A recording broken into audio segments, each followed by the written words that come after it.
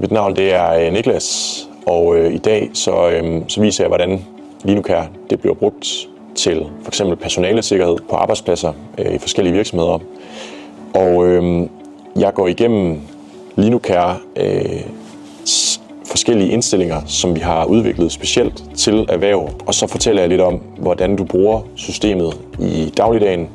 Hvad for nogle ting, du skal være opmærksom på, f.eks. inden du starter med at bruge systemet på en vagt. Og fortæller lidt generelt, hvad vi tilbyder jer som virksomhed. Hvis ikke du kommer fra en virksomhed, er du selvfølgelig også velkommen til at se med.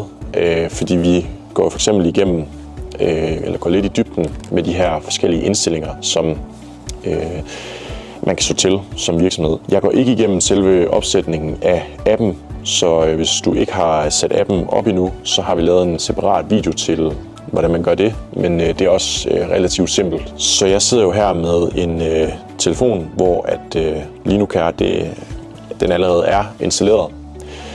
Og en af de vigtigste ting, man skal være opmærksom på i forhold til vores system, det er jo for eksempel det her med, at man skal gerne oprette en separat bruger til hver enhed. Der behøver man jo ikke at bruge en mail, som man har. Man kan også bare kalde dem medarbejder1@linucare.dk. Så længe de bare har en unik e-mail, så er det godt.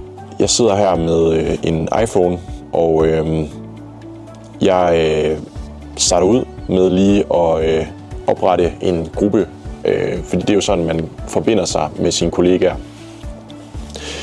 Det kunne være på en fabrik. Vi har fabrikker, som bruger systemet til for eksempel de medarbejdere, som arbejder alene, at de hurtigt kan kontakte de andre kollegaer, hvis der sker noget. Og derfor så kan jeg oprette for eksempel en gruppe, der hedder Fabrik halv 2. Og så kan jeg oprette en anden gruppe, som hedder Fabrikschef. Og grunden til, at man opretter flere grupper, det er fordi, at vi også tilbyder det her med, at man kan prioritere. Og det betyder, at når man så trykker på knappen og har brug for hjælp, så kan alarmen blive sendt til for eksempel alle i fabrikken først. Og hvis der så ikke er nogen, der kan hjælpe der, vil den så blive sendt videre til de andre kollegaer. Og det kan man se herinde oppe i toppen under prioritering. Men vi går videre til, hvis man prøver at trykke ind på selve gruppen, så kan du trykke på den, der hedder inviter, nede i bunden af skærmen. Og der får du en 6-cifret kode, som du så kan gå ind på en kollegas telefon og trykke tilslut gruppe. Den her 6-cifrede kode taster du Y0NHNI, og så er jeg altså med her.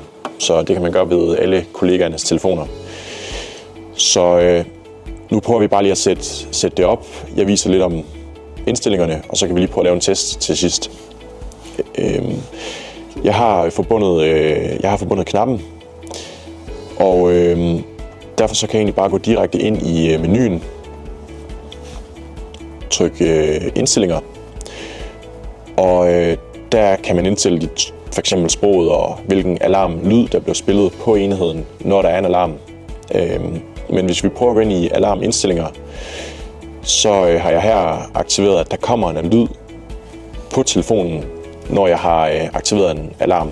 Og det betyder, at hvis jeg gerne vil vide, når der er en alarm, der er blevet sendt på min egen telefon, det kunne være vide den maskine, hvor medarbejderen står, at medarbejderen ved, når der er en alarm, der er blevet aktiveret, så kan man slå den til.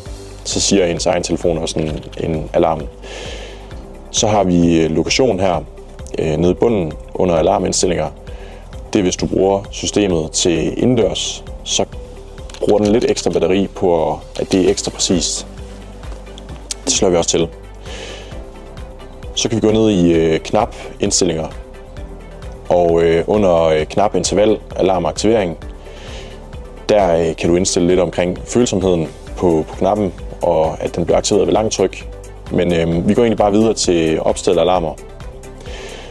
Og det er her, hvor du kan indstille alt omkring, hvordan du kan aktivere alarmer. Så hvis vi prøver at trykke tilføje alarm, så kan vi altså se, der ligger allerede en her med 2 tryk for aktivering. Den kan vi ændre til lav prioritet for eksempel. Og der kan vi så skrive, har brug for hjælpende hånd. Og det betyder altså, at ved 2 tryk på knappen, så bliver den besked sendt som en almindelig notifikation. Så der kommer ikke en høj alarm, når det er en lav prioritet. Men vi prøver egentlig bare at gå ned til næste her.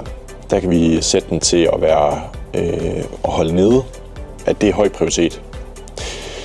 Og udover knappen, så kan du også indstille, det kan vi lige prøve her, hvis du trækker den her til siden, så den bliver aktiveret, så kan du også indstille en alarm, der er direkte på forsiden. Så det kunne være mellemprioritet for eksempel. Og hvis du så siger, at den skal være rød, så kan du også heroppe i venstre hjørne se, at du får mulighed for at sende alarmen ud direkte på forsiden af appen. Og der kan du indstille forskellige prioriteter. Du kan indstille forskellige beskeder, der bliver sendt ud til dine kollegaer, når der bliver aktiveret en alarm. Men så har vi lavprioritet, det er lidt det samme som knapindstillinger. Og så har vi brugerindstillinger, og her kan du vælge, hvilken virksomhedstype du er. Som vi er i det her tilfælde, vil det være produktionssted, så det vælger vi.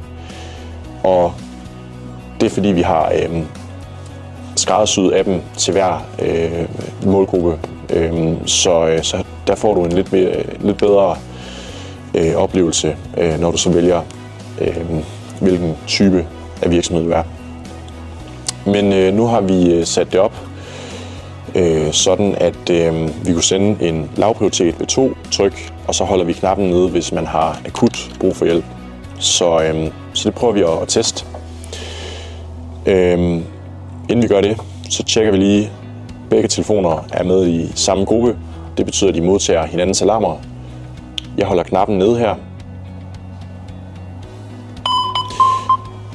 Og det var den her besked, man lige får. Den her lyd, som der kommer på egen telefon.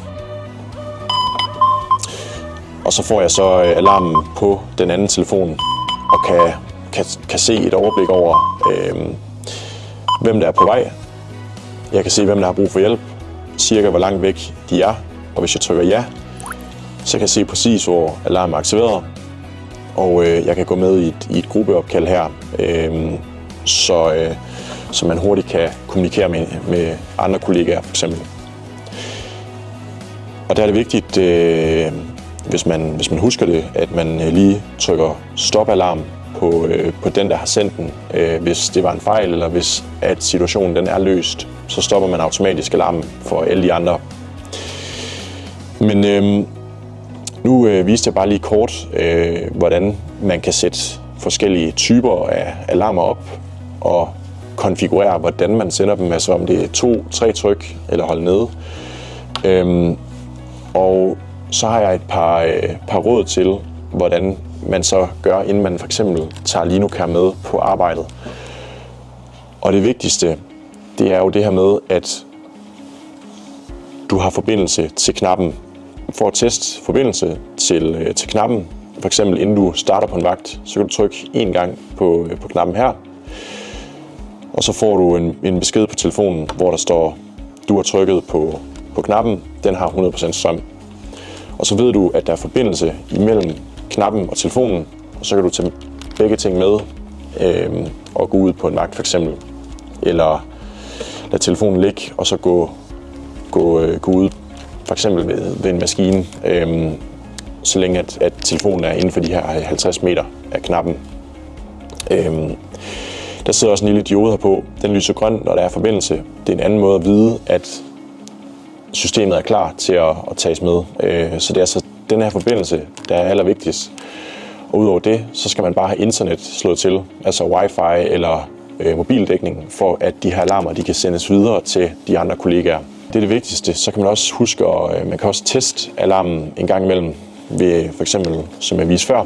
Det var egentlig sådan, man bruger Linucare i dagligdagen. Udover det, så har vi også det her dashboard, som vi lige sætter et billede op af på skærmen, hvor du kan se lidt mere information omkring brugere, alarmer, statistik over, hvor alarmerne bliver aktiveret henne. Vi har også den anden video, som vi også lige linker til nede i beskrivelsen omkring opsætningen.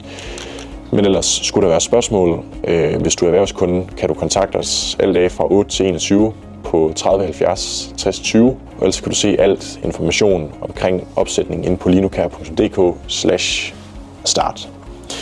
Så tak for i dag, og vi ses.